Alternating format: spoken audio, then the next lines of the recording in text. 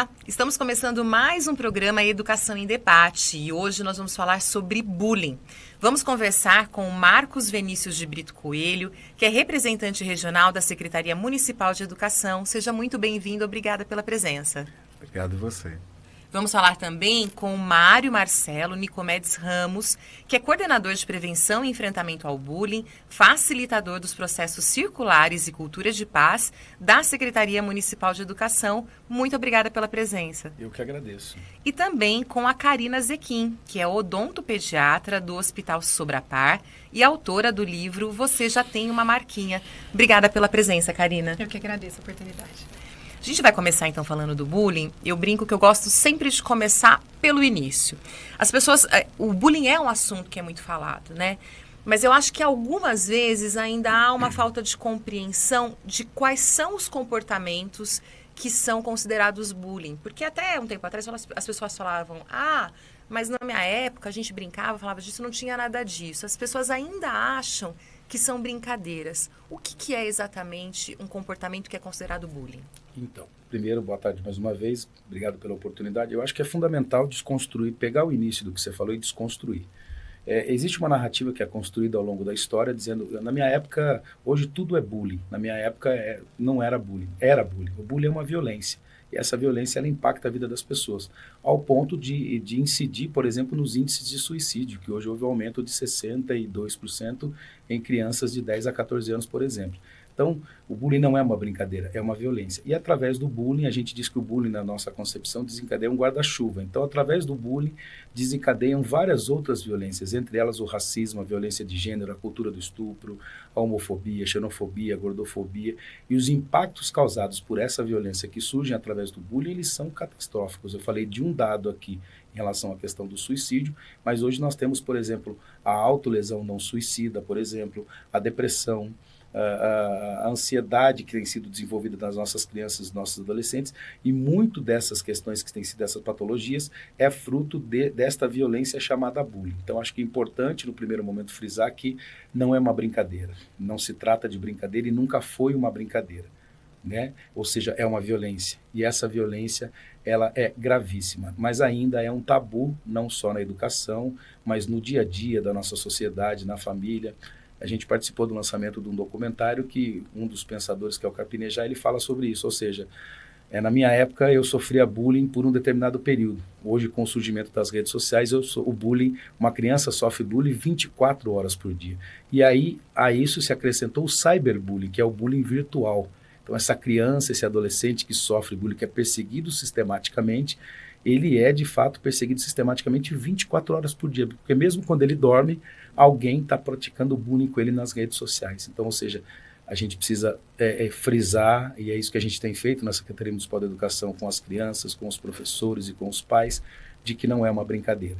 E uma questão importante também, por último, é que muitas vezes o bullying começa em casa, com uma brincadeira com o pai, com a mãe, né? Enfim, chamando uma criança, às vezes, você está gorda demais, e achando que isso é uma brincadeira, você precisa parar, e isso afeta. A gente trouxe uma parceria que é um documentário Perto Demais, e num dos determinados momentos desse documentário, uma menina que hoje estuda psicologia, porque ela fala, eu tenho empatia, então eu fui desenvolver a minha empatia estudando psicologia para cuidar do outro, se colocar no lugar do outro, ela sofre bullying dentro de casa. Então, ou seja, muitas das vezes esta violência tipificada como bullying, que acontece de maneira sistêmica, começa dentro de casa, assim como outras violências, por exemplo.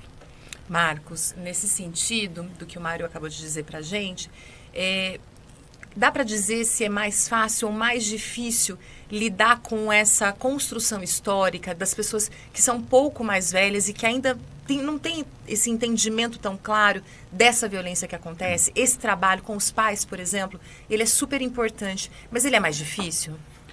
Bom, eu queria começar minha conversa me pautando num determinado autor. Ele se chama Axel Honneth, e ele traz uma teoria que é a luta pelo reconhecimento recíproco.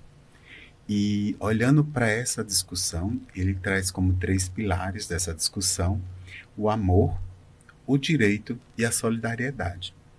O amor que ele se refere é o amor primário. E nessa perspectiva a gente vai olhar para as instituições como a escola, a igreja e aquilo que está próximo da comunidade. É aquele amor mais aproximado das pessoas do convívio, né? A segunda perspectiva é a perspectiva do direito. E aí o direito é o direito da legislação. Então, olhando para nós e tentando trazer a discussão de Axel Honneth, que é um alemão, né? E trazer essa discussão para o Brasil, nós vamos ter que discutir a Constituição, a nossa Constituição Federal, que declara o Estado democrático, né? E nessa declaração do Estado democrático, né, está ali o Estado de Direitos, né? É a Constituição que coloca para todos nós a questão dos direitos civis, né? É ali que começam algumas discussões que são importantes. E pautado na Constituição, a gente tem em seguida, em 1996, a LDB, a Lei de Diretrizes e Bases, que vai trazer como tema gerador para as escolas a questão da gestão democrática. E aí é com base nisso que a gente precisa olhar para o que a gente está trazendo hoje como bullying. Porque na gestão democrática e na teoria do Axel Honneth, né, o que vai acontecer são as relações a partir do respeito, a partir daquilo que a gente cria e estabelece como as atitudes que vão ter dentro dos grupos, dos pequenos grupos, dentro de casa, dentro da escola, dentro das instituições. E aí é o grupo que decide por isso, né? Então, quando você pergunta se é o mais velho ou o mais novo, eu acho que não é isso que a gente vai colocar como ponto, mas é principalmente a gente entender que todas as pessoas devem ter o respeito como o caminho para tudo. Se eu tenho um nome, eu não posso ser chamado de outro, porque quando eu sou chamado de outro nome qualquer, né, mesmo que não seja pejorativo, eu estou, em tese, atrapalhando a construção da identidade dessa pessoa. Porque o nome, o formato do corpo, o cabelo, os olhos, as pronúncias, os tempos verbais, toda essa construção que a pessoa vem ao longo da vida, ela é o que torna ela possível. Né? Então, se a pessoa sabe mais, se a pessoa sabe menos, se a pessoa é gorda, se a pessoa é magra, se a pessoa é negra, se a pessoa é indígena, se ela é quilombola. Então, são todas essas coisas que nos constituem enquanto humanos. E enquanto humanos, a gente precisa entender ao que o Axel Honneth chama de amor primário. É nesse amor primário, é nessa relação de respeito, né, que nós temos que atuar. Né? Mas, infelizmente, nós precisamos criar leis para nos amparar. Nós precisamos criar programas para nos amparar e nos proteger. E quando eu digo nos proteger, eu não estou falando de eu, você, o Mário, né? Mas eu estou falando de todos. Quando a gente protege uma pessoa, a gente precisa entender que nós estamos protegendo todos. Quando a gente violenta uma pessoa, nós estamos violentando uma sociedade. Excelente. E eu acho que você trouxe um ponto muito importante que a gente estava falando até antes de começar aqui a nossa gravação, que é sobre a identidade, sobre a pessoa, sobre a autoestima da pessoa. E aí eu queria ouvir um pouco a Karina para falar sobre essa, porque ela é uma profissional da área da saúde, e eu acho que ela traz uma perspectiva muito importante, porque é da perspectiva dos seus pacientes. Fala pra gente um pouco sobre a sua experiência com o bullying e com os seus pacientes. Obrigada de novo, Lilian. Boa tarde a todos. Bom, lá no hospital, no Hospital Sobrapar, um hospital aqui em Campinas, a gente trata de deformidades crâniofaciais. Então, às vezes a criança nasceu com uma síndrome, ou nasceu sem uma orelhinha, ou sem as duas, ou nasceu com a fissura lábio-palatina, que é aquele cortinho no lábio. Então, tem várias deformidades e que afetam bem o rosto. Então, a gente está falando de identidade. Essas crianças, elas têm uma deformidade de face. Então, não tem como a gente esconder. Às vezes, com alguma prótese, você esconde, por exemplo, a ausência de uma perna. Mas ali, a gente, ou, por exemplo, remover um seio por câncer e você coloca uma prótese ou um sutiã com uma prótese. No rosto não tem como esconder. E são crianças que estão crescendo, né? Então, elas estão se construindo, como você bem colocou, elas estão formando sua identidade. E ali a gente não tem como esconder isso. E o que a gente viu das nossas crianças, o que a gente ouve, são histórias, assim, que entristecem muito, cortam o nosso coração. Quando você comentou sobre autoflagelação, recentemente a gente tá com um caso de uma adolescente de 12 anos, ela, no centro cirúrgico, a gente descobriu cicatrizes novas e velhas, mas assim, toda a coxa, o braço, e a mãe não sabia. Então, era uma paciente ela é muito introvertida, sempre de manga comprida, de calça comprida, muito quieta. Ela estava pedindo ajuda, mas ninguém estava conseguindo ver que ela estava pedindo ajuda. E a gente escuta lá nos ambulatórios, né, os relatos dos pais e dos pacientes mesmo, conforme eles vão trazendo pra gente, que assim, perguntaram por que eu tenho esse risquinho. Perguntaram por causa dessa marca que eu tenho. Ou então as mães falando para mim, olha, começaram a perguntar na família, começaram a perguntar dentro de casa, porque os primos estão crescendo e agora eles perguntam por que ele tem esse corte? O que aconteceu? E às vezes não vem recheado de uma discriminação, mas o fato de ver que aquilo é diferente, é o que eu sempre falo, a criança se vendo que tem um olhar que seja para ela, que já está vendo que ela é diferente, aquilo já vai ferir de um jeito que depois a gente não consegue recuperar. Então, aquilo vai marcando, vai machucando. Então, a gente tem histórias, por exemplo, tem uma mãe agora, ela está precisando assistir algumas aulas com o filho e mesmo ela presente em sala de aula, ela não está acreditando no que ela está ouvindo que estão fazendo com o filho dela. Então, isso tudo... Por conta disso tudo, eu acabei ficando bem assim... A gente vê isso todos os dias, né? A gente tem um serviço de psicologia no hospital, a gente trabalha com essas famílias do país inteiro. E vendo aquilo, eu falava, meu Deus, não, criança é criança, um adulto é um adulto. Todo mundo tem as suas vontades, todo mundo quer ser feliz, quer se desenvolver, quer ter sua profissão, quer estudar, quer brincar. Todo mundo tem direito a isso. É nosso direito, né? Tá no estatuto da criança e adolescente. Ela tem que ser feliz, ela tem que crescer saudável, sem violência. Aí, por conta disso que eu acabei escrevendo o livro. De ouvir essas mães e ficar pensando como eu poderia ajudar. Eu senti muita falta, até aproveitando a presença de vocês aqui, eu senti muita dificuldade, ouvindo os relatos das mães, muita dificuldade que as escolas têm em tratar as crianças com diferenças. Eu fui sentindo muito isso, mas eu sempre perguntava, mas e a professora?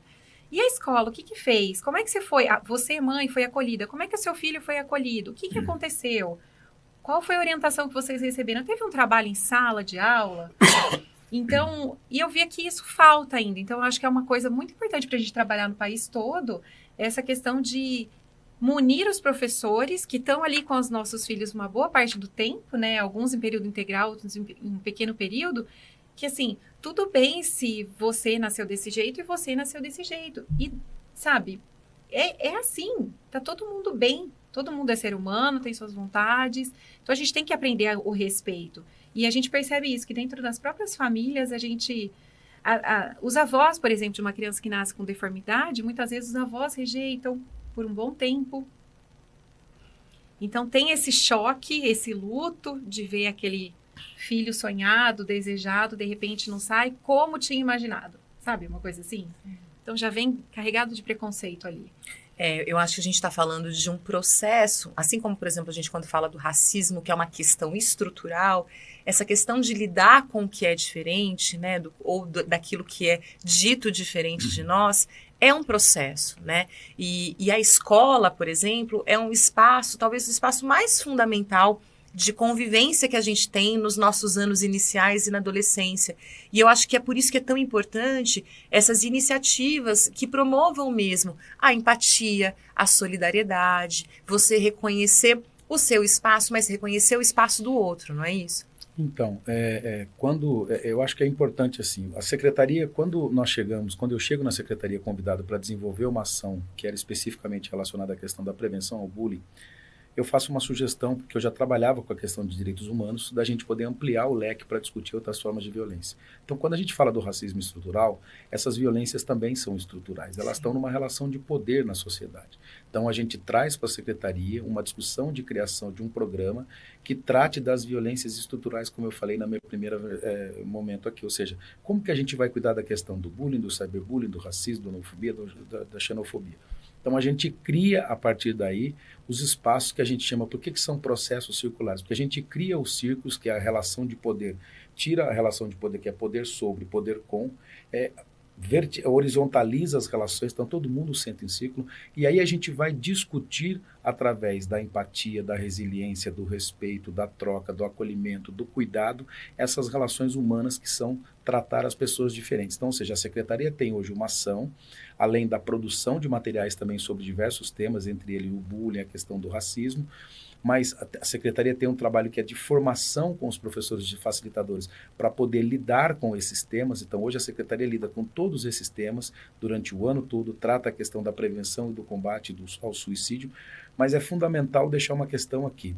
O que é principal nisso tudo? Tudo é importante, o trabalho que é feito pela Sobrapar, o trabalho feito pelo NAED, mas é fundamental, como dizia Saramago, a gente precisa de pessoas que escutem bonito, não que falem bonito. O tema do bullying e essas violências, eles não são novos, são temas históricos antigos. A gente é construído com base numa sociedade, num mundo violento. Agora, escutar, a gente precisa escutar, né? O problema é que a gente educa as nossas crianças, a gente é educado numa sociedade para a competição e não para a colaboração. E quando a gente tem uma educação colaborativa, a gente educa para a solidariedade. Então, a Secretaria tem feito um trabalho, e esse trabalho ele é permanente, ele é constante, não é um trabalho com os professores, pontual, uma palestra. Fazemos palestra. Mas a Secretaria faz um trabalho de formação através do TDC, que é um processo que é chamado de trabalho docente coletivo com os professores permanente, de discutir todos esses temas. A Secretaria traz os pais para a escola e discute com os pais, através dos círculos restaurativos, o espaço de acolhimento e de cuidado e de escuta com esses pais. E a Secretaria tem um espaço permanente, então eu estou na escola segunda, terça, quarta, quinta, sexta, discutindo em formato circular todas essas violências com as crianças. E mais do que isso, como que eu trato o outro que é diferente de mim com respeito? Porque a questão não é concordar, mas, ou seja, como que eu respeito o outro. Então, a empatia, se colocar no lugar do outro, mas não é se colocar no lugar do outro com o nosso olhar. É se colocar no lugar do outro com o olhar do outro, né? Tentando capitanear e sentir a dor que o outro está sentindo. E aí a gente faz toda essa discussão em relação à questão de gênero. Semana passada, por exemplo, a gente fez um trabalho numa escola com as meninas dizendo assim, olha, hoje a gente vai sentar para ouvir vocês falarem um pouquinho de como que vocês se sentem aqui sendo tratadas como mulheres na escola pelos meninos. Elas colocaram, eu falei, agora vocês vão escrever numa cartolina. Depois eu trouxe uma dinâmica de grupo e falei, agora a gente vai sortear o nome dos meninos aqui, coloca aqui no papelzinho o nome da mãe e vamos levantar no formato circular, você vai levantar, imagina que ela é sua mãe, então você vai falar isso aqui que está escrito aqui para sua mãe. Não, professor, não falei então, mas por que você fala para a menina que está aqui? Então a Secretaria trabalha nas diversas frentes, formação, elaboração de material educativo, escuta empática, trabalha o processo de resiliência, faz estudos do meio com experiências que a gente traz fora, né? Hoje de manhã, por exemplo, nós tivemos um espaço importante de formação com supervisores da rede do NAED Sudoeste para discutir um tema que também é fundamental, que é a violência sexual e o abuso contra criança e adolescente. Né? Uma violência que 76%, 80% dela começa também dentro de casa. Então a Secretaria tem trabalhado nas diversas frentes, trazido parceiros como o companheiro que está aqui, para a gente poder trocar, escutar, trazer a nossa experiência, ouvir outras experiências, como que a gente soma tudo isso, como dizia Paulo Freire. Não existe saber mais e saber menos, existem saberes diferentes, como é viver na diferença, como que a gente congrega tudo isso. Mas o fundamental é criar espaço de escuta, e a escuta ela é tão importante, porque quando você consegue, na contação de histórias que a gente fala no círculo, ouvir a história do outro, você não julga, você não rotula, você não carimba uma criança, né? Você entende a dor que ela está sentindo, você fala, poxa, eu não sabia, porque é importante dizer, senão a gente responsabiliza as crianças também. E as crianças, eu sempre falo isso, elas são reflexo de uma sociedade violenta, elas são reflexo de adultos que são violentos. As crianças são ensinadas a ser violentas, elas não são um problema da violência. Então é importante, a Secretaria cuida muito disso, para a gente tomar cuidado, porque hoje a gente vê uma narrativa de responsabilizar essas crianças, como se a violência fosse produzida por elas. Não. Mandela já dizia isso lá atrás no apartheid, né? A gente é ensinado a odiar. Essas crianças são ensinadas. Então, elas precisam ser ensinadas a amar. E o que a secretaria faz é ensinar essas crianças a amar, porque empatia você ensina, resiliência você ensina, respeito a gente tem que praticar, mas é cotidianamente. Posso fazer uma observação aqui? Perfeito que você colocou, porque uma das coisas que a gente reforçou esse ano na campanha do bullying, contra o bullying, né, do hospital, que a gente faz todo ano, é justamente olhar para o agressor, né? Para quem está cometendo bullying, porque ele também está precisando de ajuda. Ele é vítima. Não é? Ele também é uma vítima. Então, uma das coisas que a gente está enfatizando esse ano, não só sempre olhar para a vítima, mas ir lá buscar a fonte. Por que aquela criança está sendo tão agressiva? Por que aquele adolescente está xingando o outro? Ele é claro para a gente que é adulto, que a gente se sensibiliza com esse tema, mas para os pais daquele, entre aspas, agressor, ele não, aquilo é um comportamento normal, porque ele está reproduzindo o que os pais estão passando para ele, mas a gente tem que olhar para ele também, reeducar. E essa violência que ele está trazendo, para nós na rede, a gente trabalha com um termo que é um grito de socorro. Isso. Ele está pedindo socorro. E muitas vezes o pai não entende, outras pessoas não entendem.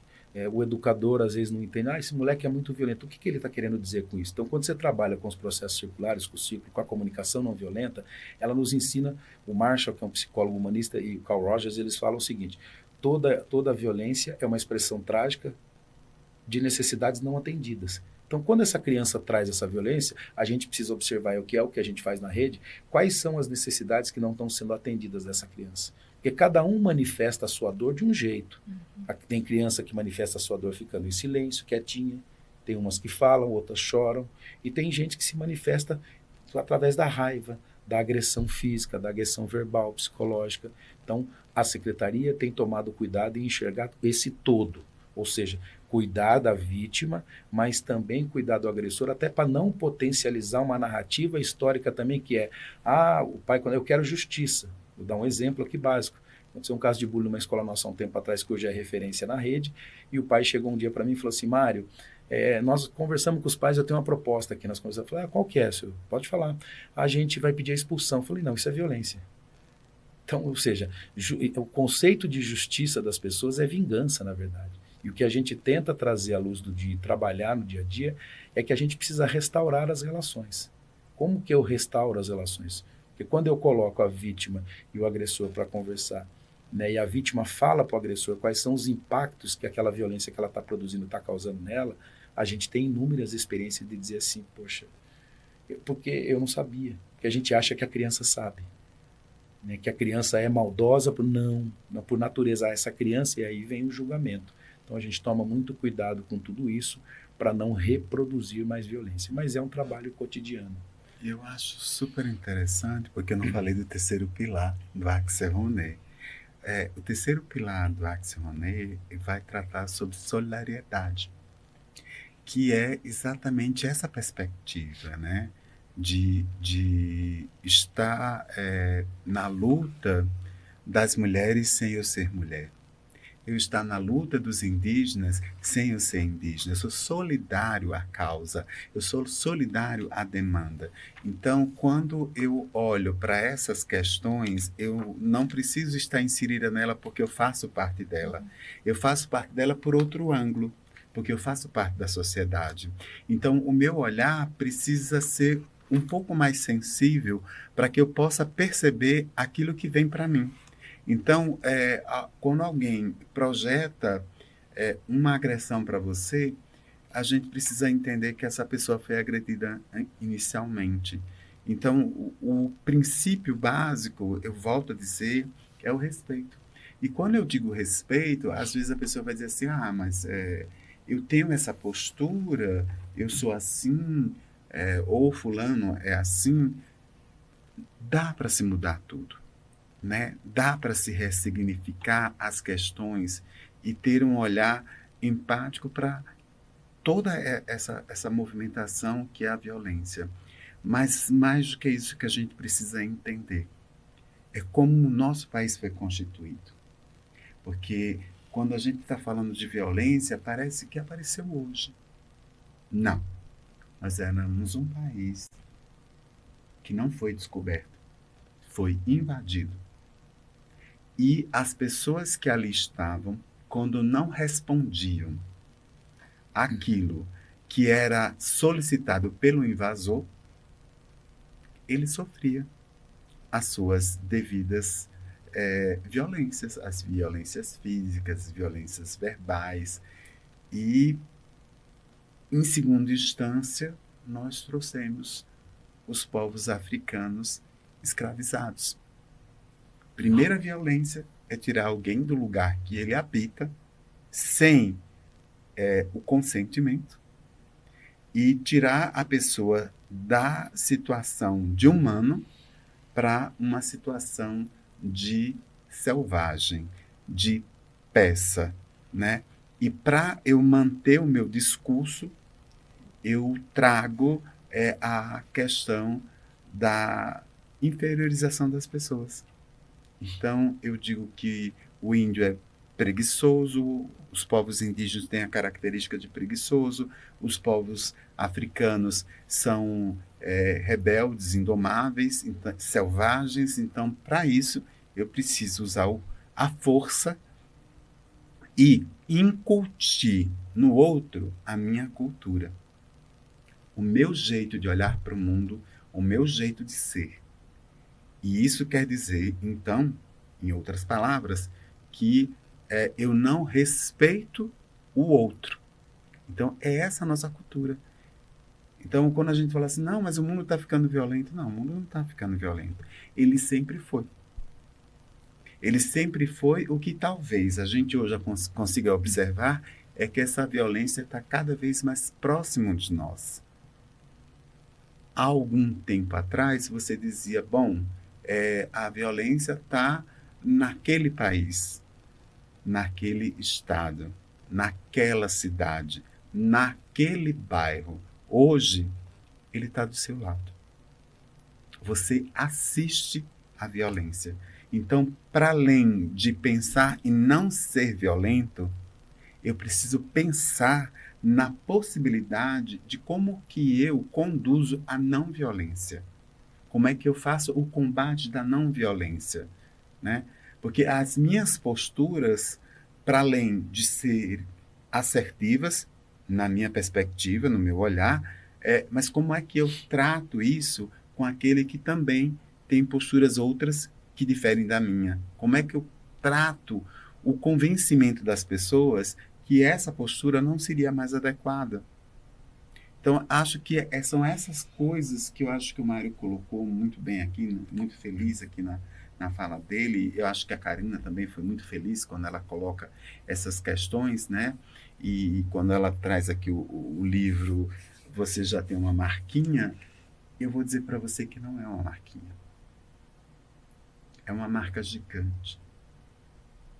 Né? É uma marca gigante porque ela é uma marca com dor. Primeiro, que eu preciso entender por que eu nasci com essa marca. E muitas vezes as pessoas não explicam. Não vão explicar, não é porque eles não sabem. Eles não vão explicar porque é dolorido para a mãe e para o pai saber que ele produziu em tese, né, e eu vou dizer bem em tese, uma criança com defeito.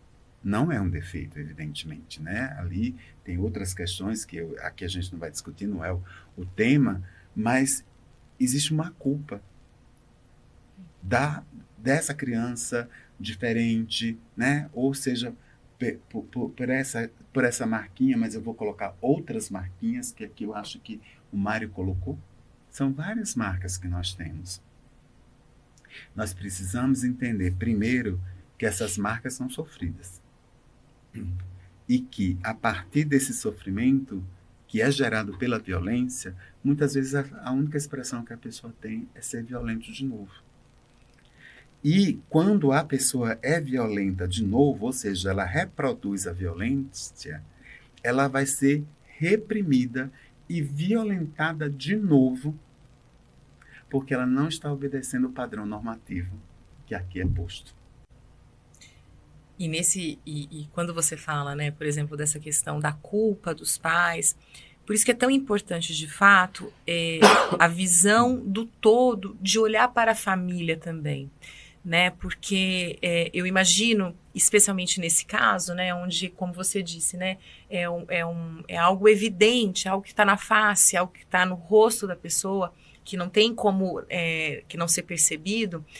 E de fato, tanto nessa situação, quanto na situação do bullying de forma geral, é algo que afeta a família, né? E que aí, quando a gente olha em proporções maiores, isso vai, claro, aumentando de grau, né? A gente vai vendo isso se espalhar para a sociedade.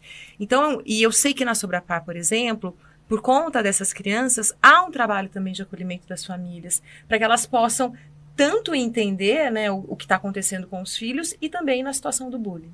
Exatamente. Eu fiz um trabalho recente agora, apresentei num congresso, e uma das coisas que eu fui puxada da parte da psicologia era o relato da mãe quando ela chega com o bebê. Então, elas têm uma ficha para cada faixa etária, né, das crianças, e para aquele grupo específico de síndromes que eu estava trabalhando, uma das perguntas era o que a mãe e também o que o pai, porque às vezes o pai está presente, às vezes não, né? O que eles sentiram quando o bebê nasceu e veio com uma alteração. Então, é muito variado. Na hora que você estava explicando sobre a culpa dos pais, e é isso mesmo. Tem umas que falam que Deus pediu, e tem outras que se sentem culpadas. As respostas são muito variadas, mas elas se sentem... E a gente percebe que não é assim, ao longo do tempo isso vai melhorando. Não melhora, porque a gente tem pacientes que vão em tratamento até por volta de 20 anos de idade, com vários procedimentos cirúrgicos, são várias etapas, né, de reconstrução da face.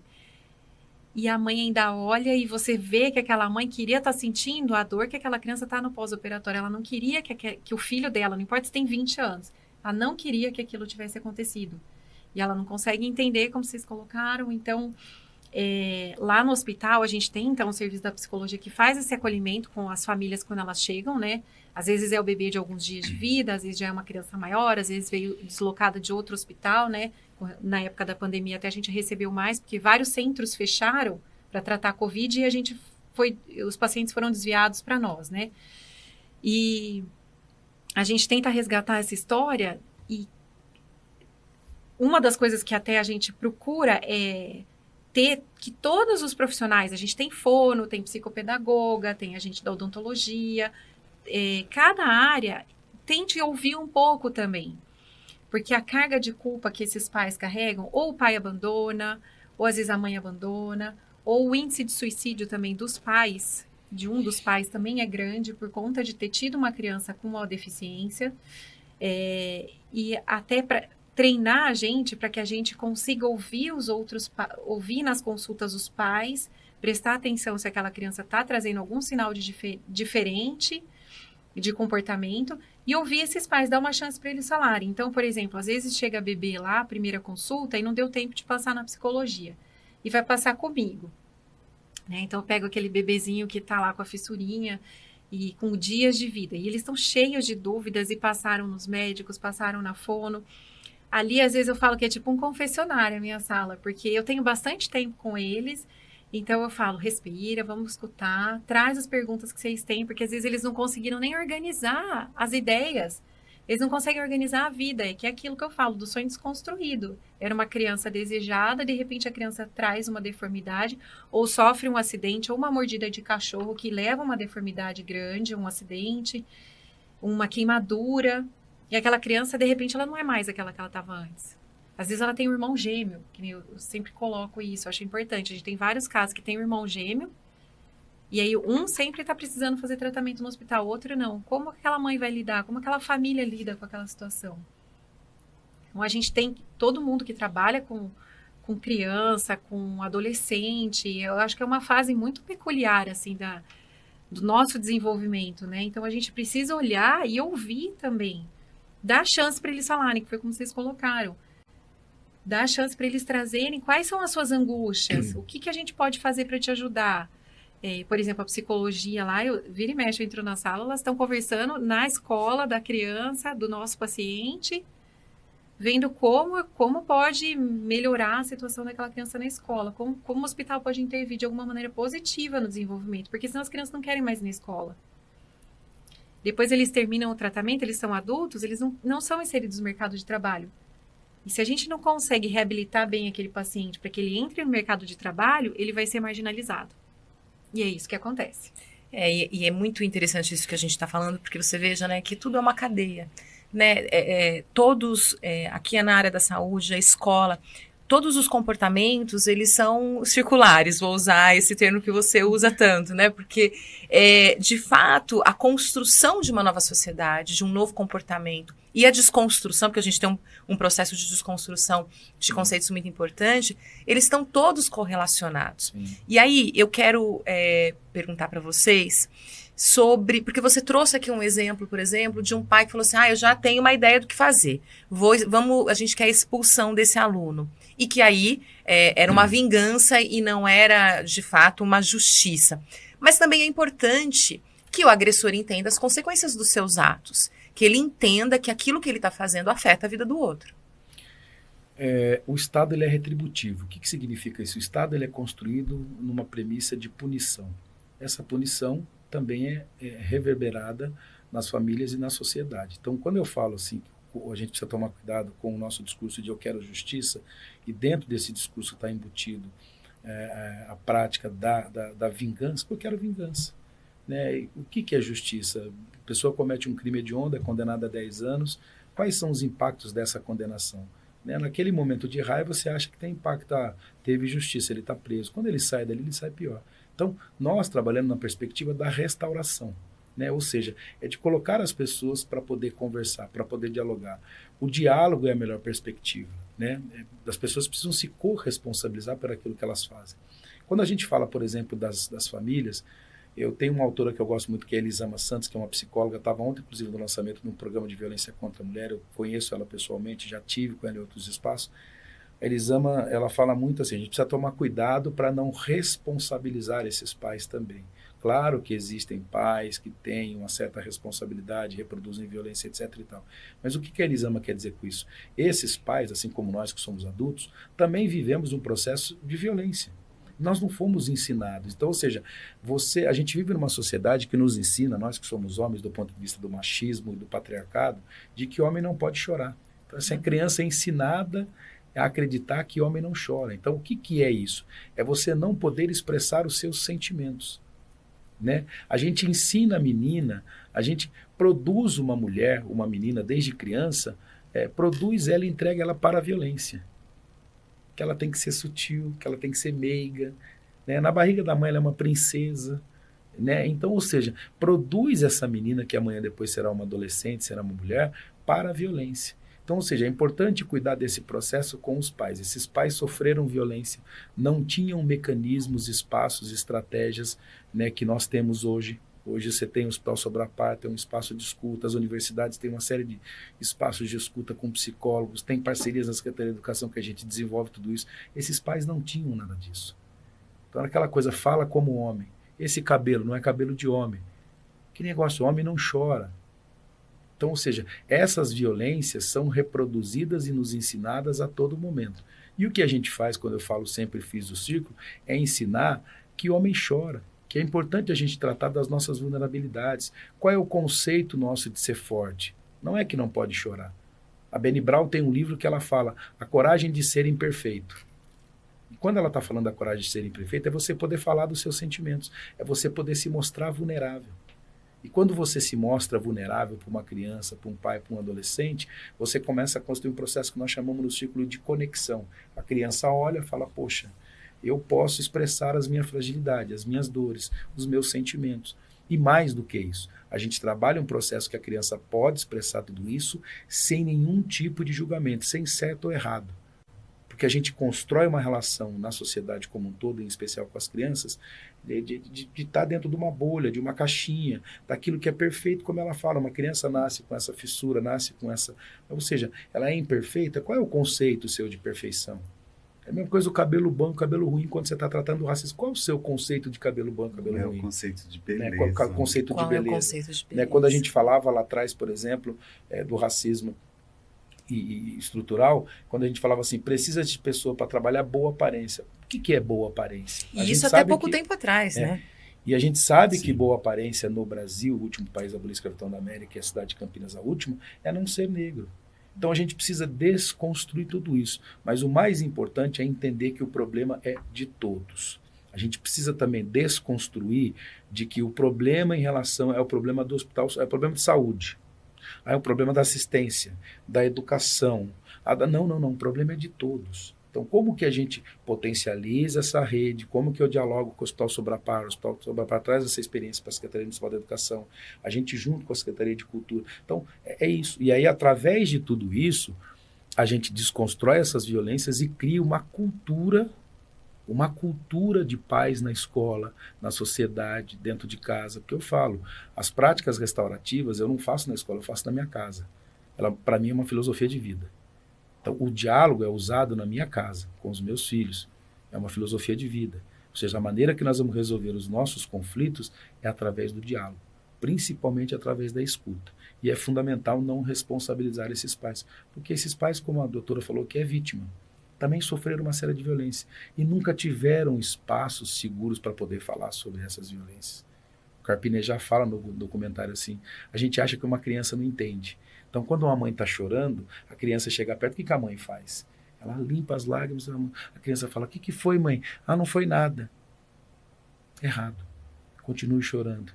Expresse a sua vulnerabilidade. Eu cito sempre esse exemplo. Um dos momentos mais ricos da minha vida como educador foi o dia que eu chorei na frente dos meus filhos. Eles ficaram desesperados.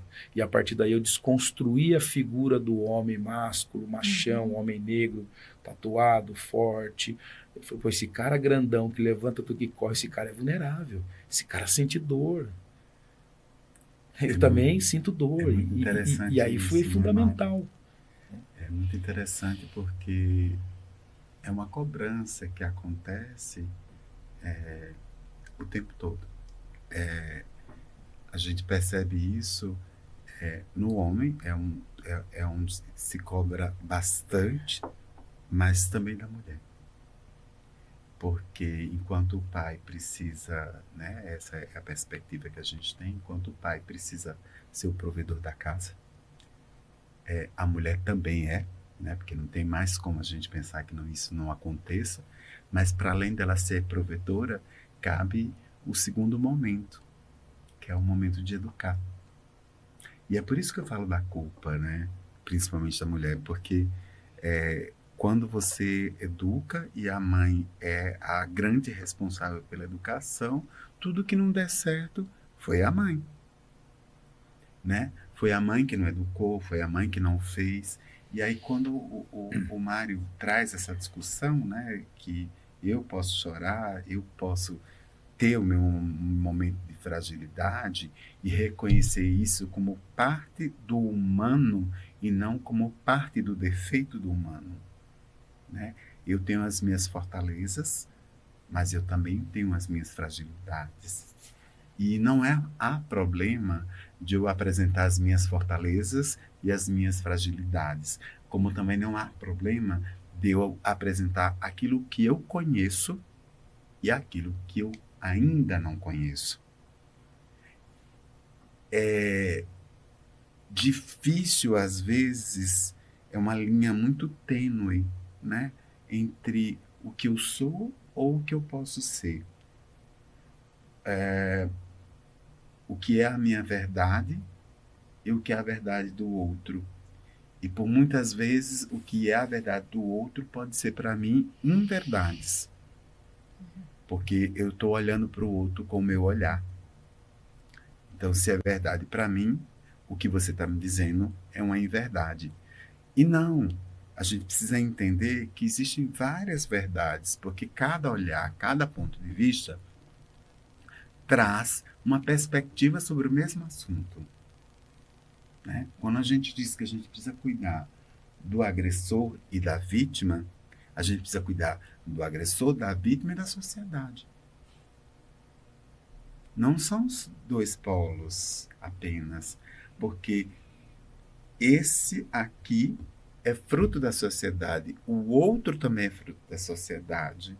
Agora, como é que a gente olha para essa sociedade e diz, olha, essa forma que a gente olha para todo mundo e acha que todo mundo é igual, Nós somos iguais. Nós somos iguais perante a lei. Mas nós somos distintos, né? Diante da nossa singularidade. Uma pessoa que tem um filho, talvez tenha uma única experiência do que é ser mãe com um filho, ou o que é ser pai com um filho. Mas quem tiver 2, quem tiver 3 filhos, vão entender rapidamente que eles não são iguais. Então, para um filho, um olhar é o significado de que ali é o limite. Para o outro, você vai ter que falar. E para um terceiro, talvez você precise de uma ação física de conter. E isso não significa dizer que é falta de amor. Em momento nenhum, muito pelo contrário.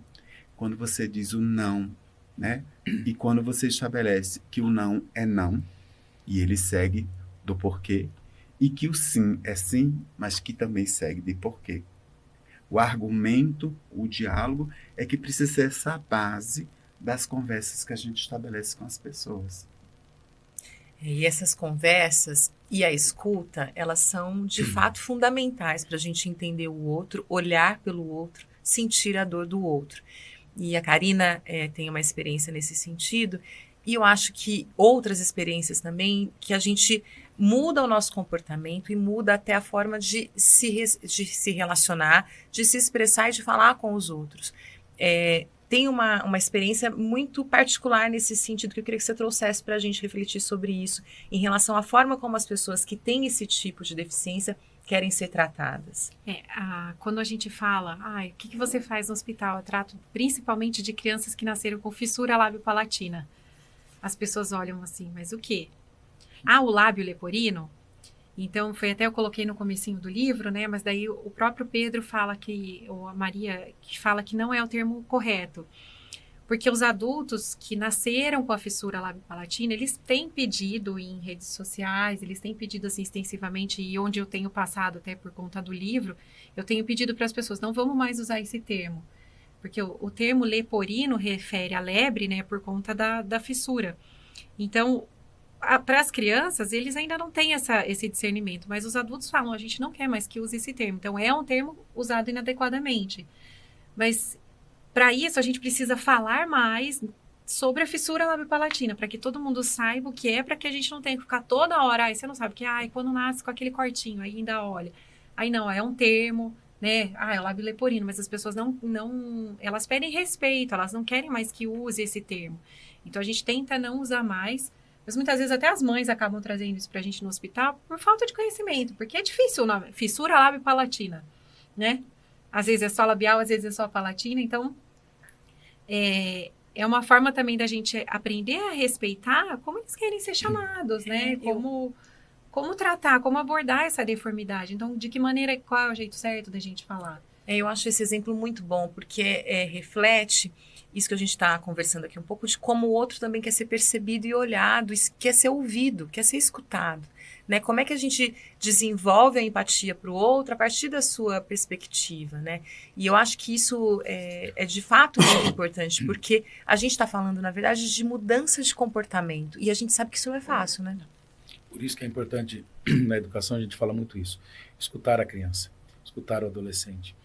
Eu tenho por hábito, na minha formação, vou dar um exemplo de uma escola outro dia, a direção da escola me chamou e falou, eu queria conversar com você sobre a possibilidade de encaminhar o Vinícius para o psicólogo. Eu falei, primeiro, antes de pensar na possibilidade de encaminhar para o psicólogo, vamos escutar o Vinícius, vamos conversar com o Vinícius. Então, é importante a escuta ela é fundamental, é o princípio de tudo. E quando você escuta, você desenvolve na criança não só a empatia, mas a sensação de pertencimento. Protagonismo dessa criança. A criança é protagonista. A gente precisa parar de querer achar que a gente sabe o que a criança está sentindo, mesmo quando a gente é pai. Eu acho que é importante o cuidado, importante esse carinho, né, mas é importante entender e respeitar o que a criança está sentindo, o que ela quer. Muitas vezes naquele momento pode não ser, ela pode não querer ser encaminhada, ela pode não querer falar sobre isso. Então eu uso muito um termo no circo que é assim, você quer falar sobre isso, você quer falar mais sobre isso? Se você não quiser falar, eu respeito. O importante é que você saiba que eu vou estar aqui para te escutar o momento que você entender que você queira falar. E quando você fala isso, a criança no primeiro momento se sente respeitada. porque a gente comete a todos os momentos, não só na fala, mas no gesto, mas nas ações, faltas de respeito com as crianças a todo momento e com os adolescentes também. E esse simples ato de poder falar assim, ó, se você quiser falar, eu estou aqui. Outro dia atendi uma professora, me chamou, falou, olha, conversa com essa menina, ela sofre violência dentro de casa. E eu chamei ela queria me dar um abraço, eu abracei ela e acolhi com o abraço. Ela chorou, sentiu, depois ela falou assim, eu posso ficar aqui abraçada? Eu falei, não dá, porque daqui a pouco sua mamãe vem te buscar, eu queria, mas não dá, né? Por mim tudo bem. E aí ela sentou, eu falei, tá calmo, peguei na mão dela, falei, você quer falar mais alguma coisa? Você tá bem, tá tudo bem? Você quer falar sobre o Ela falou assim, eu quero. Eu falei, fale do que você quiser, eu vou estar aqui para te escutar e o que a gente conversar aqui vai ficar aqui. Então é importante esse respeito, a criança se sentir pertencida, escutada, mas acima de tudo ter essa relação de confiança e de sigilo. Ou seja, você não sair falando, o professor, o fulano, você viu a aluna tal, disse a criança tal. Não. Porque aí você também está nesse processo reproduzindo essa violência. Então é fundamental cuidar disso. A criança entender que tem um espaço seguro, de acolhimento, de cuidado, e que ela pode expressar suas dores, e aquilo vai ficar ali em sigilo sendo cuidado. Se aquilo sair dali, é porque ela quer que saia. Ela quer falar. Então é importante a gente fazer isso. E o trabalho que a Secretaria faz também é nesse sentido, de acolher, de cuidar, mas entender o espaço e a sensação de pertencimento dessa criança. Você quer falar? Você não quer falar? Porque muitas vezes não é o falar, o silêncio fala. No círculo a gente fala isso. Uma criança quieta fala. Ela fala. E quando ela percebe que aquilo é um espaço seguro, vai ter um momento que ela vai... Eu tenho inúmeros exemplos que eu podia citar. Um menino, outro dia, da outra escola que a gente atende, ligou, professor, tudo bem? Eu queria falar. O senhor pode me ouvir? Eu falei, posso. Falei, porque ontem uma menina me chamou de gordo, assim, assim, assado, e eu... pensei no senhor, eu queria falar sobre isso, eu estou muito mal aqui. Então eu falei, calma, fala com calma, tenta que eu vou te ouvir o tempo que for. Mas é importante respeitar o momento da criança, respeitar o momento do adolescente e mesmo do pai, porque esse pai também tem suas dores e tem um momento que ele quer falar, porque tudo é violência, né? Qualquer coisa vira chacota, vira risadinha, ou seja, se transforma no bullying, reproduz uma série de violência. Então a gente precisa tomar cuidado com esse processo, né, para a pessoa se sentir segura.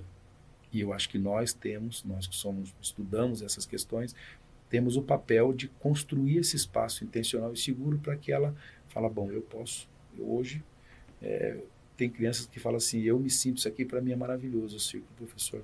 Eu me sinto muito seguro aqui.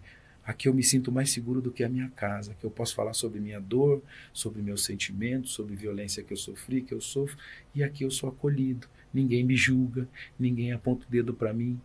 E aí tem um momento final do círculo, a gente fala assim, agora é o momento do check-out, tá? A gente está finalizando, façam o movimento que vocês quiserem, que sentir no coração. E hoje as crianças naturalmente levantam e se abraçam. Muda de lugar e abraça. Outro dia uma menina falou assim, professor... Ela contou um caso de violência para mim. Falou assim, sabe aquilo que eu te falei aquele dia? Eu falei, sim, lembro daquela menina que eu gostava muito. A hora que você falou muda e faz o que você quiser, ela naturalmente mudou e veio me abraçar. É ela. Eu falei, nossa, eu nem sabia, porque eu não sabia mesmo que era menina. E elas foram se abraçar. E a partir dali as duas voltaram. Então, ou seja, é importante, fundamental, tudo isso que a gente conversou aqui, mas como que a gente cria esse espaço de respeito e de... dar o direito da criança, do adolescente, dele escolher a hora que ele quer falar. E se ele quer falar. Ai, perfeito isso, sabe? Porque eu fiquei até arrepiada na hora que você falou. Lá também acaba acontecendo isso. Às vezes, o paciente ou a família tem a consulta com a psicologia e não fala.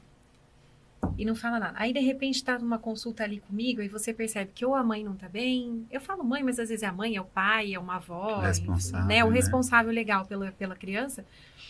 E às vezes o próprio paciente. Então você percebe que se tiver um responsável na sala, a criança tem um comportamento. E tá travado. Aí a gente tira, sabe? Como você falou assim, não pode chorar. Imagina, eu faço extração, tiro o dente toda hora. Aí se tiver alguém, não pode chorar. Por que não pode chorar? Eu sempre falo isso, por que não pode chorar? Eu choro. Sentindo dor, né? Como é? Gente, tá com assustado, medo. Começa com a tá com medo, né? Porque as é. crianças têm medo de Claro. mim, né? Todo mundo tem medo de dentista, né? Mas voltando, então às vezes a gente percebe que essa separação às vezes faz bem, às vezes a criança não vai falar nada, exatamente como você colocou, Ou às vezes ela começa a dar sinais que ela está precisando de ajuda e a gente fala, quer chamar a psicóloga? Quer conversar? Às vezes eles querem, às vezes não. Porque na verdade essa relação, né, ela precisa ser construída, né? Mas a gente vai deixando bem eles à vontade nisso. E uma das coisas que eu sempre falo, que eu acho fantástico lá do hospital, é que a gente tem bastante espaço para isso, sabe? Então, assim, a gente tem um tempo tranquilo, a gente consegue deixar essa família à vontade. Essa mãe, que nem eu falei para vocês, às vezes eu vejo que a mãe tá lá com... o que aconteceu? Aí, quando você vai ver, aquela mãe tem suicídio. É isso. Então, a gente tem que reportar isso, né, dentro do próprio hospital, porque é uma mãe que está precisando de ajuda. Sem dúvida. E, às vezes, ela não sabe onde procurar ajuda, né? Então, a gente vai orientando, vai encaminhando, conversa com as psicólogas, serviço social, e a gente consegue, às vezes não falou numa área, por isso que é importante que todas as áreas, por exemplo, pensando num hospital, né, ou numa escola, que todo mundo tenha esse olhar, né? Então, viu que, por exemplo, a tia da cantina que tá lá, viu que aquela criança tá chorando num cantinho, né?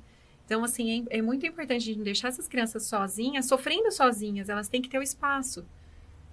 Entender que todos estão na rede de proteção, né? Então, eu não preciso necessariamente falar com o meu professor, com a minha professora, mas eu sei que a outra pessoa da outra sala, que talvez eu tenha até mais afinidade, ela também vai me escutar.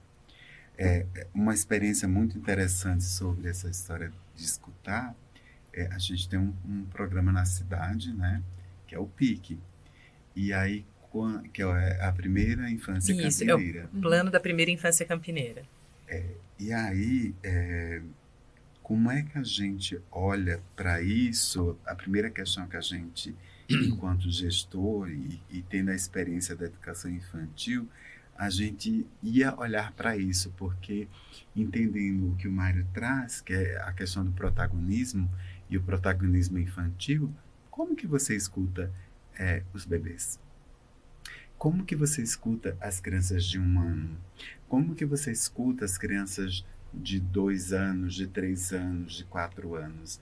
Então, foi bem interessante como foi conduzido essa ideia da escuta, então as escutas pelo desenho, mas não só o desenho, você desenha e você pergunta, mas o que é esse desenho? Esse desenho é a minha família, ou esse desenho é meu amigo. E aí você vai dizendo, mas por que você desenhou isso aqui? Porque na minha casa, por exemplo, ele desenha a criança, vou colocar aqui uma hipótese só para a gente conversar, né? Desenha a família está toda separada no desenho. Então, por quê?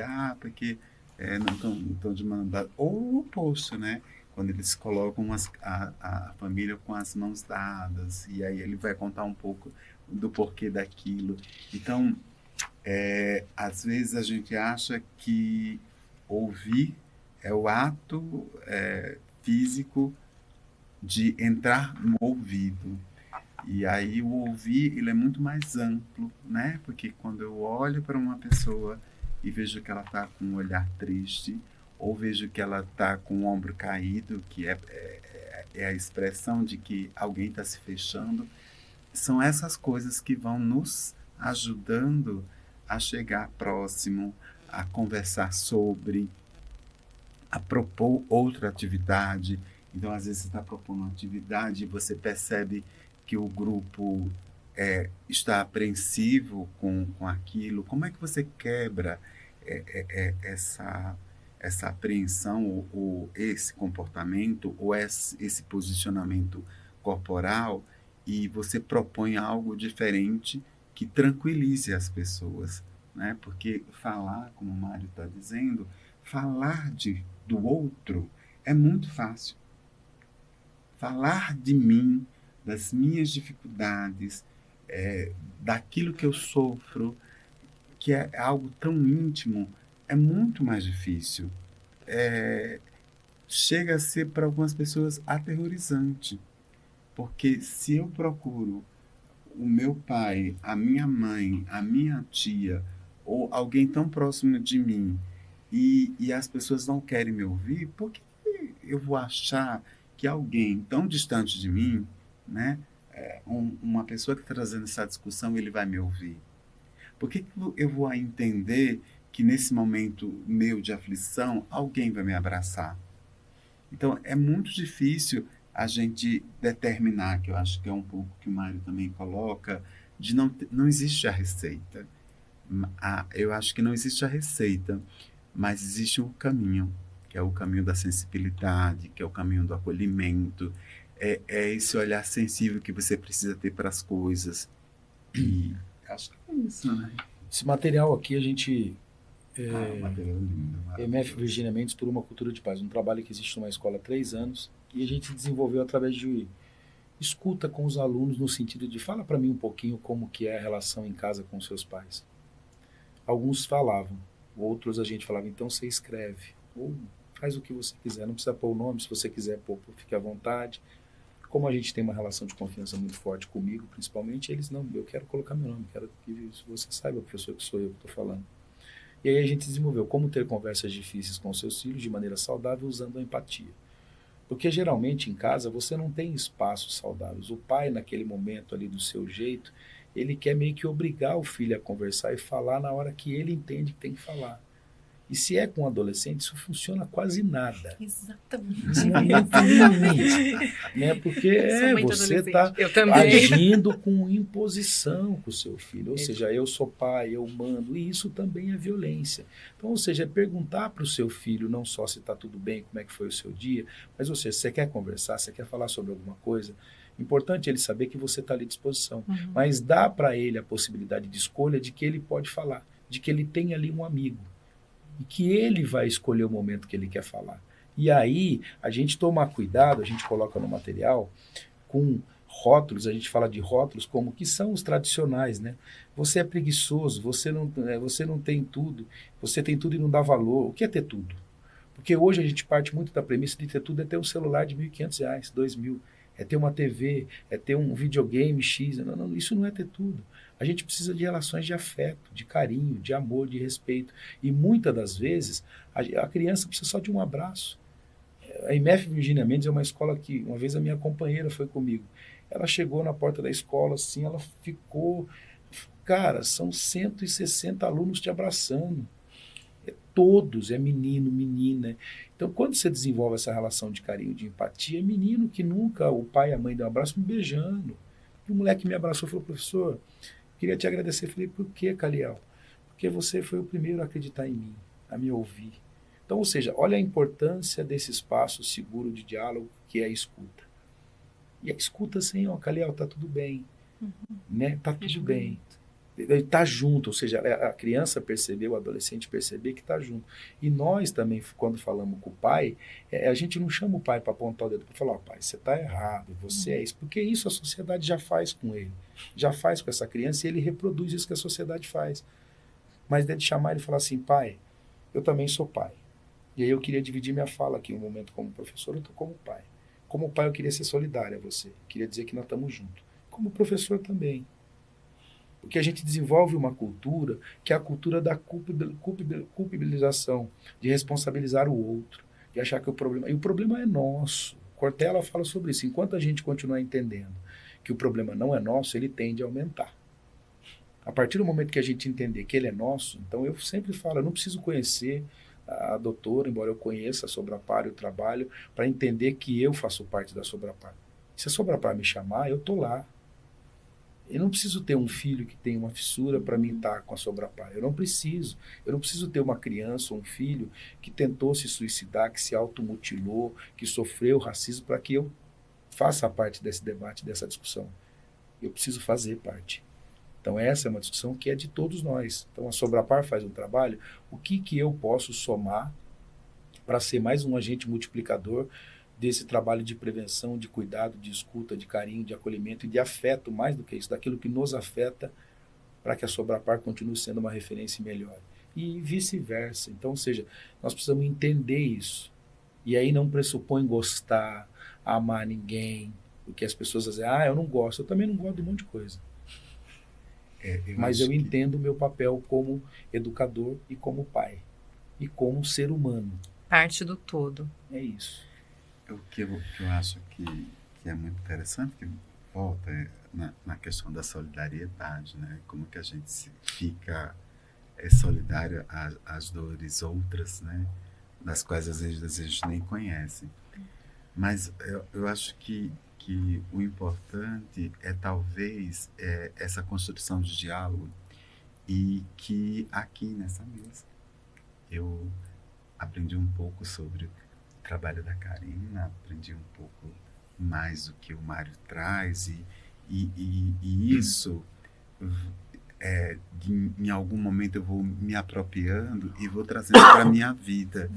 Então, cada escola que a gente vai, cada escola que a gente conversa, cada gestor, cada pai, cada pessoa que a gente convive no nosso cotidiano e no nosso trabalho, vai nos trazendo informações que precisam ser ouvidas internamente. Porque são essas riquezas que vai nos constituindo.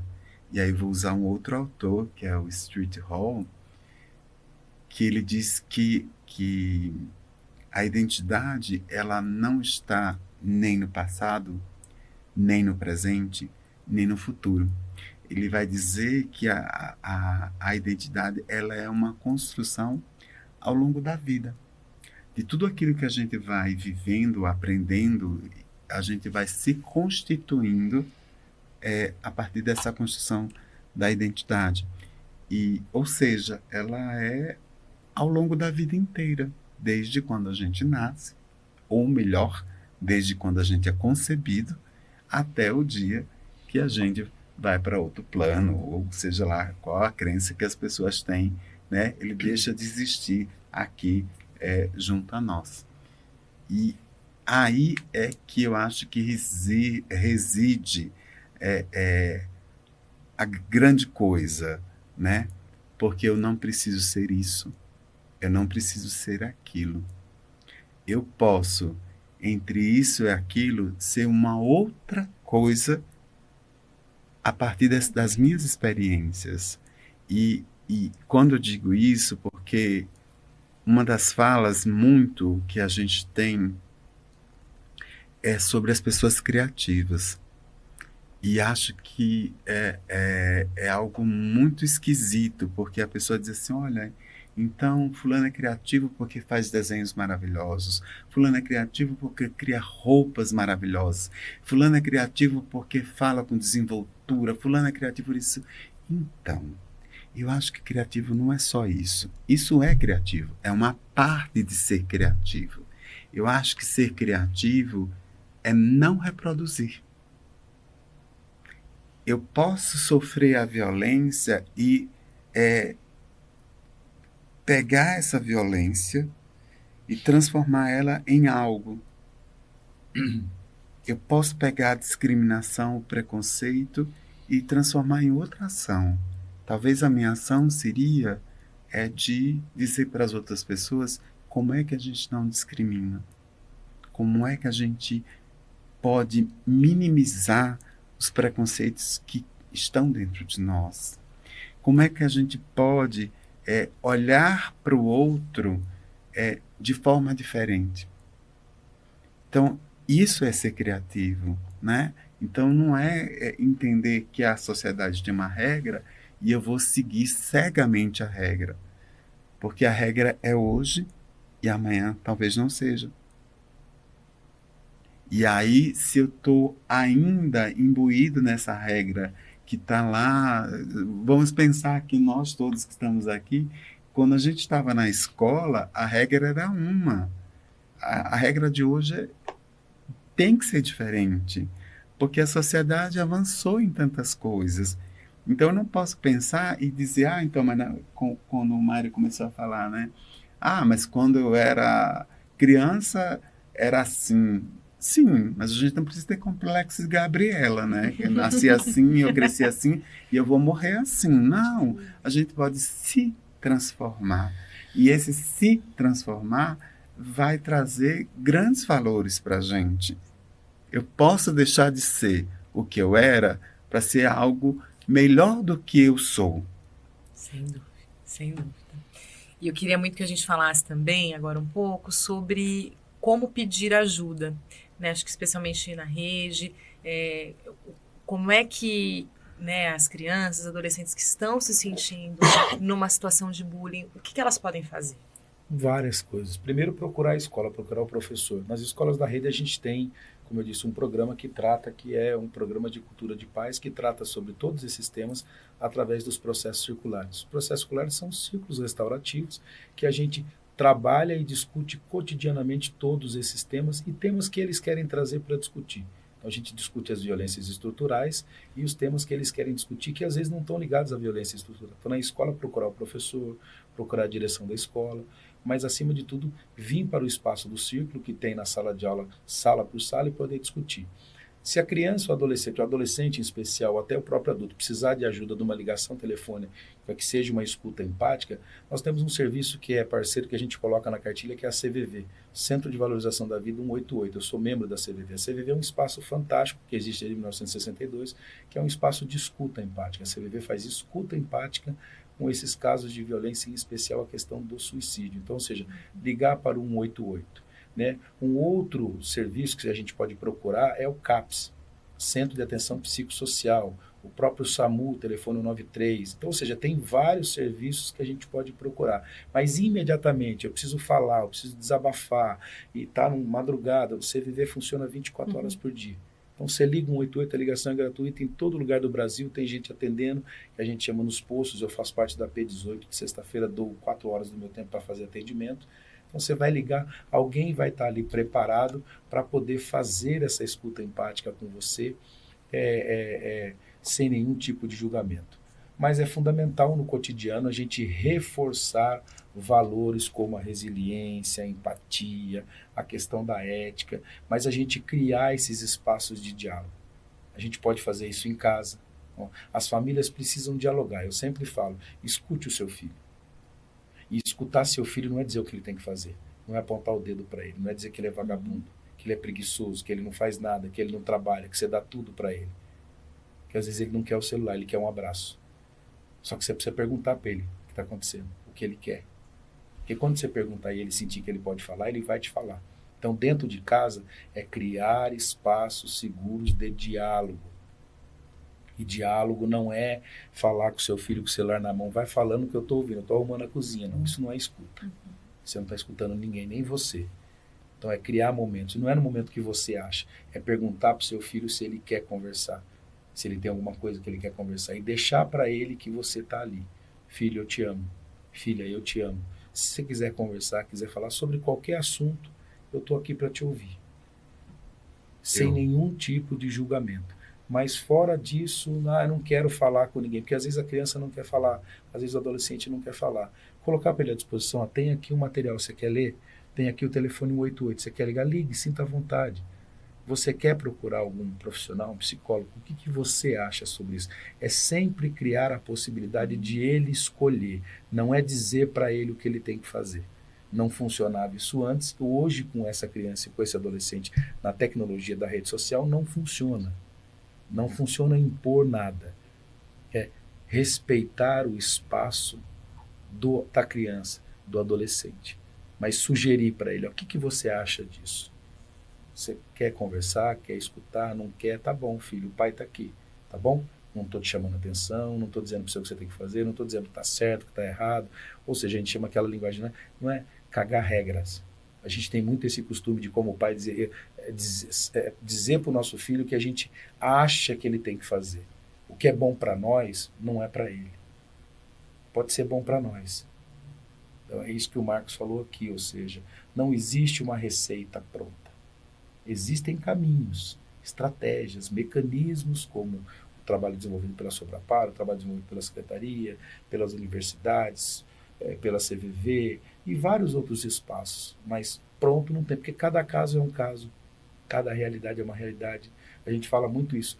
O problema de violência que existe num território, numa escola, não é o mesmo que... A violência pode ser a mesma, agora a maneira que você vai tratar como ela se expressa é diferente. Não é a mesma. Então, ou seja, você precisa escutar, ir lá ouvir, conhecer o território, ouvir essa criança, e ela vai trazer de um jeito, e aí você vai sugerir para ela, e sempre perguntar, o que você acha? Como que chega isso para você? É isso mesmo, não é?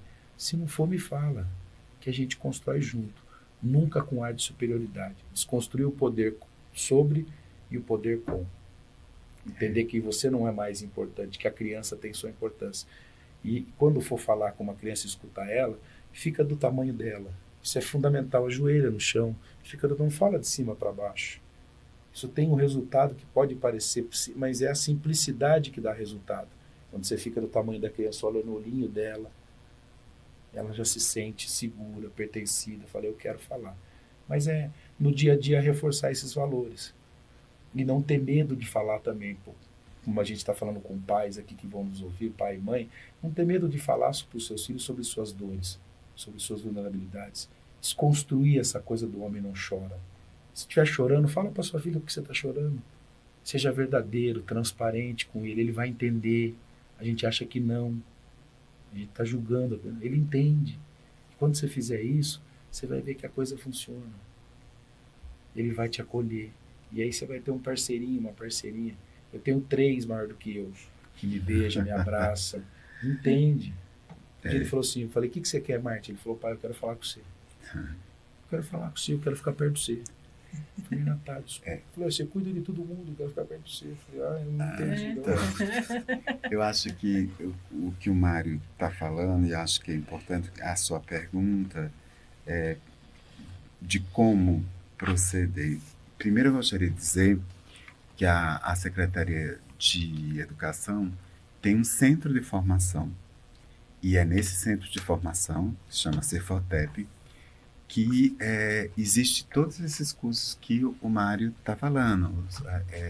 Cultura de paz, ciclos restaurativos, justiça restaurativa, ciclos restaurativos.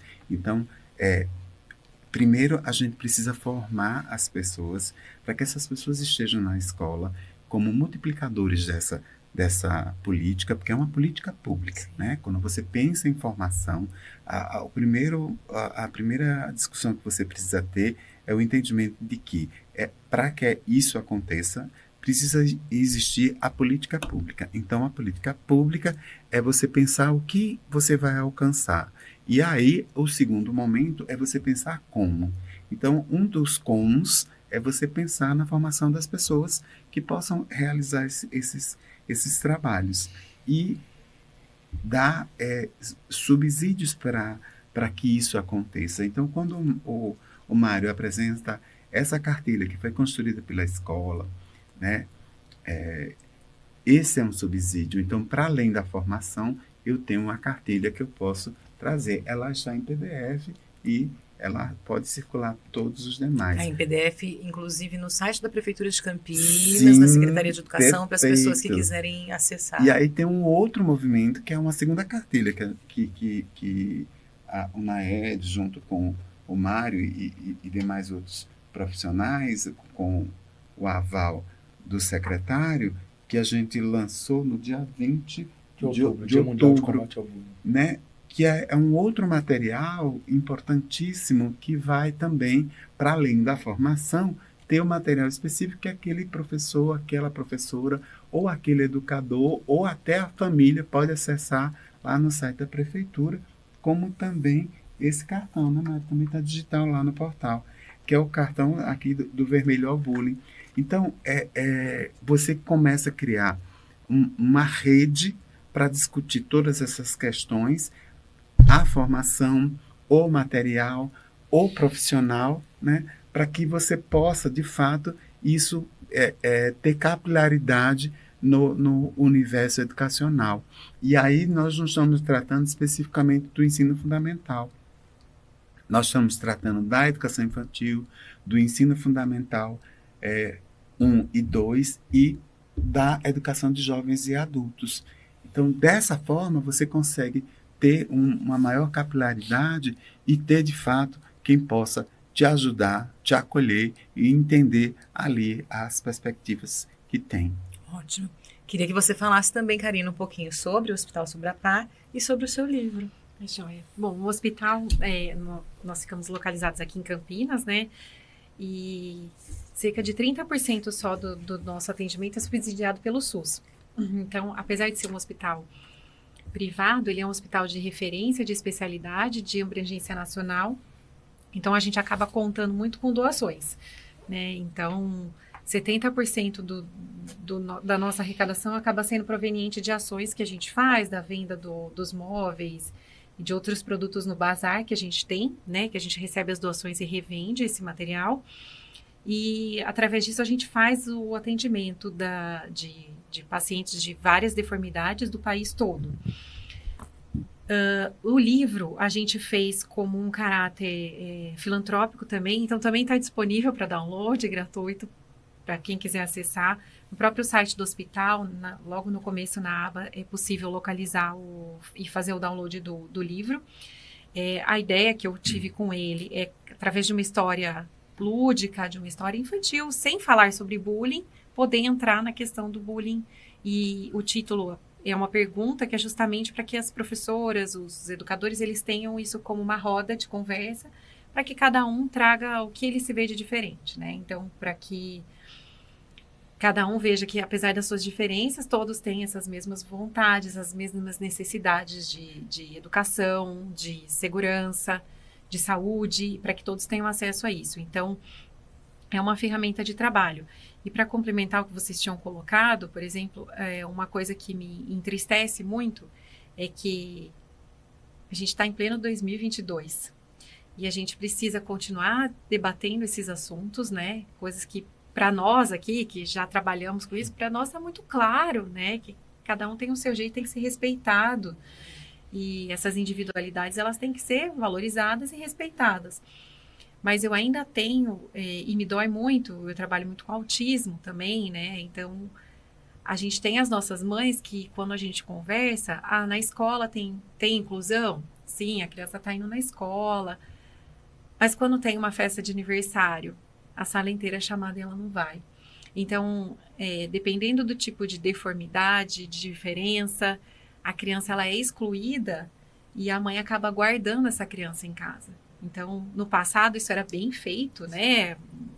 Extensivamente, hoje em dia, a gente vem... Ontem mesmo, eu estava no shopping e eu vi 4 pessoas, num período, acho que de meia hora, com deformidades físicas nítidas. Uma sem braço, outras sem as 2 pernas. E eu falei, nossa, há algum tempo atrás, essas pessoas não saíam de casa. Hoje elas estão se expondo, mas ainda assim, se a gente estender um pouco essa nossa questão das diferenças, essas alterações psiquiátricas, psicológicas, elas também acabam entrando numa esfera muito maior, porque a gente vê que essas mães têm que guardar essas crianças em casa, porque ela vai chegar num ambiente de escola, num ambiente de shopping, numa festa de aniversário, no hospital, numa sala de espera, ele não consegue esperar, porque não tem habilidade para isso, uma capacidade para isso. Aquela criança vai ficar chorando, vai ficar mexendo, vai gritar. E o que essa mãe quer fazer? Ela quer pegar o filho dela, ela quer ir embora. Sim. E o problema dela não foi resolvido. A carência que ela tem, em qualquer sentido que seja, não foi resolvida. Então, isso dói muito. A gente ainda tem que trabalhar muito isso com a sociedade. As pessoas precisam ter essa vontade de querer sentir a dor do outro. A gente nunca vai conseguir sentir, né? Sim. Eu acho que, de verdade, eu nunca vou conseguir, mesmo trabalhando muito com eles, tendo 1000 pacientes por ano no hospital, eu não vou conseguir saber exatamente qual é a dor deles, como eles olham no espelho e se imaginam. Eu nunca vou conseguir. Eu posso tentar ter uma ideia, mas eu nunca vou saber isso. Na minha pele eu nunca vou conseguir. Porque então, eu nasci perfeita. E talvez não seja a questão de você sentir a dor dele, né? Porque é difícil a gente ter esse parâmetro, né? Eu acho que um olhar, às vezes, ele dói muito mais do que a palavra. Então, eu acho que não é a gente saber exatamente a dor, mas a gente ficar solidário às dores, exatamente. Todas elas. Eu acho que é isso. Eu acho que a ideia de hoje é a gente pensar sobre isso, né? Como é que a gente, mesmo não tendo essa dor, mesmo não tendo essa cor de pele, ou mesmo não tendo esse cabelo, ou mesmo não tendo a perna, ou seja o que for, como é que a gente pode, enquanto sociedade, minimizar essa dor? como é que a gente pode auxiliar as pessoas a entender a dor do outro. Mas não é entender no sentido de sentir, mas saber que aquilo machuca, que aquilo dói, porque a discussão de hoje é bullying. E bullying é fundamentalmente isso, aquilo que eu digo, aquilo que eu faço ou que o outro faz, que dói em mim ou que dói no outro. E aí, como é que a gente contribui para essa sociedade entender que essa dor, ela é marcante e às vezes ela fica para a vida inteira. Permanente. Eu acho que é a não aceitação da violência. Quando a gente fala o que é a cultura de paz, é a não aceitação da violência. E o que é essa violência? Todas as formas de violência. Então, às vezes, um sorriso, uma risadinha, é não aceitar. Eu não compactuo com isso, com nenhum tipo de violência. Então, eu não faço parte deu uma risadinha, eu não dou. Eu não participo da brincadeira do boteco da violência. Vou dar um exemplo pessoal aqui. Meu filho chegou outro dia na casa de uma festa de família das tias da minha companheira, e 3 meninos muito bonitos. Uma tia de 74 anos falou assim: nossa, Marte, oi Mari, tudo bem, tia? Nossa, tá bonita, hein? Quantas menininhas você tá pegando? Eu falei: não, tia, aqui não, menininha, ninguém pega menininha aqui. E aí, como ele é educado, ele já falou assim: tia, em casa não tem essas coisas. Em casa a gente é educado de uma outra forma, meu pai e minha mãe conversam comigo. Então, ou seja, é não aceitação dessa violência. E aí não aceitação das mais diversas formas. Quando você ri, você está compactuando com essa violência. Quando você faz uma brincadeirinha, você está compactuando com essa violência. Quando você senta na mesa de alguém e está fazendo essa brincadeira, você está compactuando. Então, acho que um gesto simples, ou seja, fez uma brincadeira, seja quem você gosta ou não gosta, você levanta e sai, fala: não gostei, não compactuo, portanto, não concordo, não está legal. E a gente termina sendo chato. Mas não tem problema. A gente que lembra desses detalhes, né? Eu prefiro ser o chato, mas eu não aceito. E eu faço isso na escola. Muitas vezes, quando eu chego, brinco, converso com todo mundo. Aí, quando alguém dá uma risadinha, eu falo: você quer falar para nós do que você está rindo? Sobre o quê? E aí, na hora, o menino já fica... Porque você sabe que que é uma violência, é o bullying. E aí é não aceitação. Quando você aceita, você compactua com ela. Quando você aceita com um comentário machista, eu estava todo dia dentro do Uber. O cara olhou, nem viu, falou assim: a menina passou, falou: deve ser uma mulher. Eu falei: cara, por quê?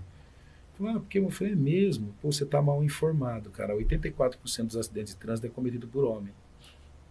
Cuidado, amigo. Você está mal informado e tem um problema, mas você é machista, você é preconceituoso. Essa história de mulher no volante é só da sua cabeça. Então, é desconstruir esses processos. É igual o processo do sexo frágil. Quem é sexo frágil? Somos nós. Sexo frágil sou eu. Não é vocês, mulheres, porque eu não tenho menstruação 7 dias por semana. Tive 2 cólicas renal, fui chorar no colo da Janaína. Então, ou seja, qual é o seu conceito de homem? O meu é outro. Eu não preciso ser o machão. Você quer ser, se engana aí. Então, ou seja, não aceitação disso. Isso eu faço primeiro ensinando os meus 3 filhos, não aceito. Um último exemplo aqui rapidamente. Muito tempo atrás, meu filho chegou em casa fazendo uma brincadeira de um time de futebol. Eu escutei ele falando: quibe com coxinha, quibe. Eu falei: Marte, o que você falou aí? Ele falou: eu falei: Marte, vem cá, senta aqui. Fala pra mim que eu preciso escutar, que eu acho que eu não escutei direito o que você falou. Ele falou: quibe com coxinha, que bichinho. Eu falei: Eu falei: você tem dimensão da violência que você cometeu aqui agora?